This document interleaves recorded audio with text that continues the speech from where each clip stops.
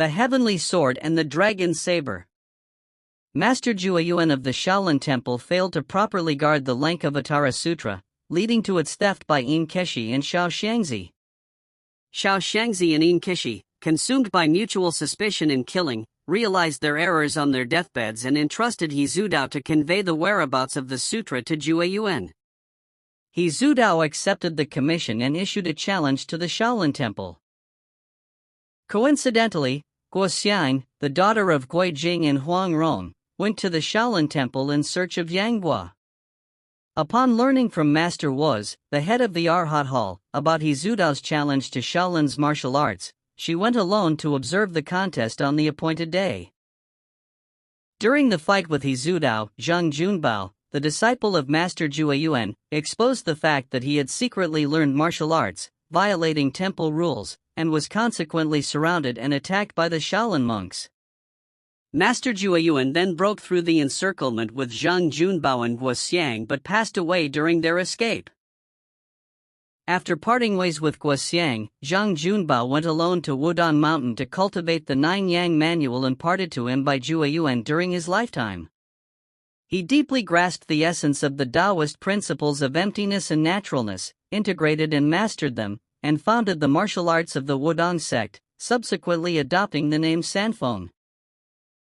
In the second year of the Ziyuan era of Emperor Shun of Yuan, Yu Daiyan, the third disciple of Zhang Sanfeng of the Wudong sect, was passing through eastern Zhejiang. It was rumored in the martial world that Gui Jing and Huang Rong had forged the Heavenly Sword and the Dragon Saber, and that whoever obtained these weapons could command the martial world, triggering a great catastrophe. Yu Daiyan encountered a group of martial artists fighting and killing each other over the Dragon Saber, unintentionally obtained the treasured blade, and intended to report the matter to Zhang Sanfeng. However, he was unexpectedly ambushed by the Heavenly Eagle cult. Yin Susu, the daughter of Yin Tianzhang, the white-browed Eagle King and leader of the Heavenly Eagle cult, commissioned Du Dajin of the Longmen Escort Agency to transport the injured Yu Daiyan to Wudong Mountain. Yu Daiyan was waylaid en route and severely wounded. To uncover the truth, Zhang Sanfeng dispatched his disciples to investigate, including sending them to the Shaolin Temple and other places. His fifth disciple, Zhang Suishan, went to Hangzhou and discovered that the Longmen Escort Agency had been brutally massacred. The Shaolin disciples protecting the agency believed Zhang Suishan was responsible and repeatedly framed him, deepening the enmity between Wudong and Shaolin. Zhang Suishan strove to uncover the truth, which turned out to be the work of Yin Susu, who intended to provoke conflict between the Wudong and Shaolin sections. Although Zhang Suishan disapproved of Yin Susu's indiscriminate killing, the two gradually developed affection for each other during their time together. The Heavenly Eagle cult invited the Haisha sect, the Giant Whale Gang, and others to Wangpan Mountain Island to display its might. Unexpectedly, Xie, the golden-haired Lion King, stormed in, seized the Dragon Saber, and slaughtered everyone on Wangpan Mountain Island. Zhang Suishan and Yin Susu were forced by Xie into exile and stranded on the Ice and Fire Island at the North Pole, where they gave birth to Zhang Wuji. Zhang Wuji recognized Xie as his godfather. Zhang Wuji lived in seclusion for several years, practicing martial arts daily under Xie's guidance. At the age of 9, he returned to the Central Plains with his parents. For a decade, warriors of the Jianghu had been clashing with the Heavenly Eagle cult in their quest to seize the Dragon Saber and locate Xie, Yin Susu, and Zhang Suishan. The family of three faced a relentless string of misfortunes due to their concealment of Xie. During Zhang Sanfeng's birthday celebration, various martial arts sects gathered at Wudong Mountain to demand answers. Unwilling to reveal Xie's whereabouts and unable to resolve the old grievances stemming from Yu Daiyan's injury and the massacre of the Longmen Escort Agency, Zhang Suishan and Yin Susu both took their own lives. In the ensuing chaos, Zhang Wuji was struck by the Xianning Divine Palm, its chilling poison penetrating deep into his organs. For 2 years, no treatment proved effective. In order to save Zhang Wuji's life, Zhang Sanfeng humbled himself to seek help from Shaolin Temple, only to be insulted and refused. As the two descended from Shaolin, they rescued Chang Yechin and Zhou Zhirua, who were being pursued by Mongol soldiers. Chang Yechin recommended the miraculously skilled physician, Butterfly Valley's immortal physician Hu Qingniu, was a character in Jin Yong's novel The Heaven Sword and Dragon Saber. Is a character in Jin Yong's novel The Heaven Sword and Dragon Saber. Is a character in Jin Yong's novel The Heaven Sword and Dragon Saber, to treat Zhang Wuji. However, Hu Qingniu refused to treat anyone not from the Ming cult and fled to avoid trouble. When Miju Shirtai, the leader of the Amei sect, appeared at Butterfly Valley, the Jianghu community learned that the Heaven Sword was actually in the possession of the Amei sect. Blaming her disciple Ji Xiufu for her affair with the Ming cult Xiang Xiao and her refusal to lure him into a trap, Miju Shirtai killed Ji Xiufu with a palm strike.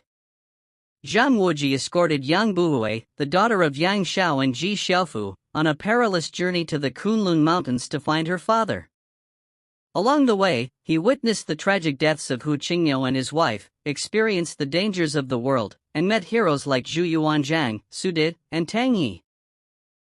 Previously, many martial artists whom Zhang Wuji had healed repaid his kindness with betrayal.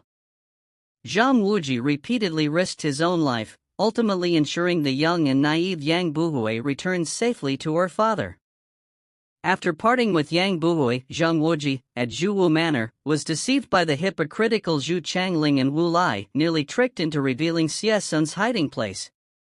During his escape, Zhang Wuji fell into a bottomless abyss.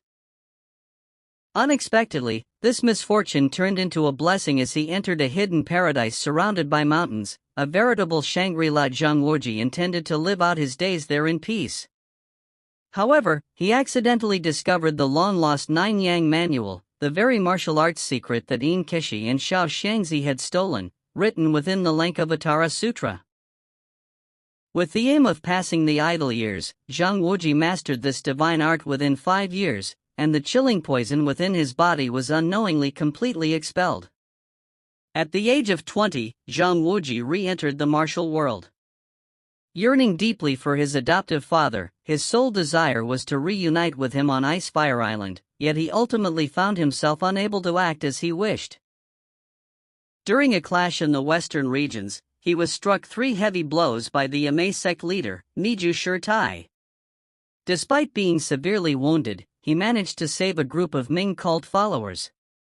Later, when the 6 major Orthodox sects jointly besieged the Ming cult headquarters at Bright Summit, Zhang Wuji finally learned that the grievances within the martial world were all instigated by Cheng Kuan, who had an affair with the wife of the former Ming cult leader, Yang Dingtian.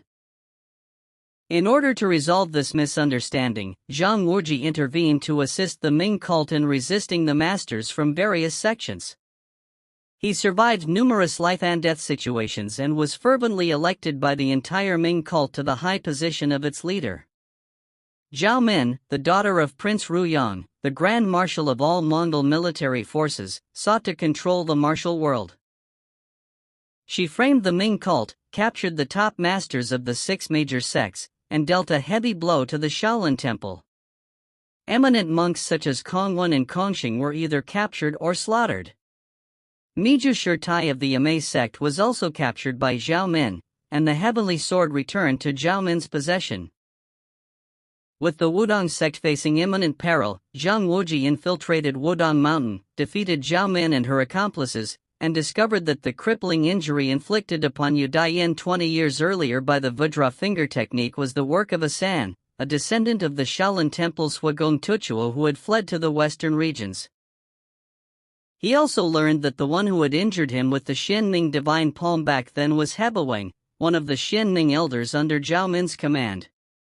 Members of the Ming cult devised ways to rescue the captured martial arts masters of the 6 major sects. Zhang Wuji settled old grudges and also discovered that his adoptive father, Xie Sen, had left Ice and Fire Island and returned to the Central Plains. The Golden Flower Lady sought to harm Xie Sen and seized the dragon saber. Zhang Wuji secretly protected Xie Sen, took decisive action, and discovered that both Xie Sen and the Golden Flower Lady, Dai Qixi, were among the Ming cult's 4 great guardian kings, the Golden-Haired Lion King and the Purple-Gowned Dragon King, respectively. Zhang Wuji, CSN, Zhao Min, and others collaborated to resist an attack from the Ming cult's Persian headquarters, averting a crisis.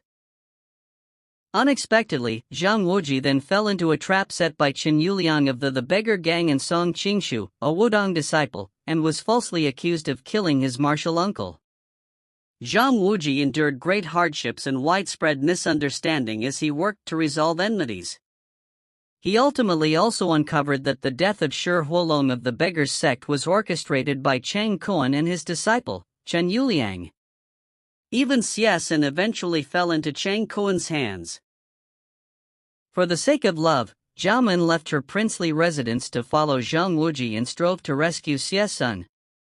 Under the witness of the martial world community, CSN crippled Chang Kuan's martial arts, gouged out his eyes, and finally exposed his true nature.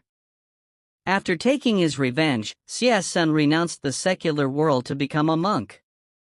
Zhang Wuji led the Ming cult to repel attacks from the Yuan army. However, just as the Ming cult was on the verge of conquering the realm, he fell victim to another scheme. The Ming cult general Zhu Yuanzhang laid a sinister trap, sowing discord between Zhang Wuji and his close associates Su Di and Chang Yechen, causing Zhang Wuji to become utterly disheartened. He voluntarily resigned from his position as the Ming cult leader. From then on, Zhang Wuji held not the slightest attachment to his life in the martial world and resolved to depart for Mongolia with Zhao Min.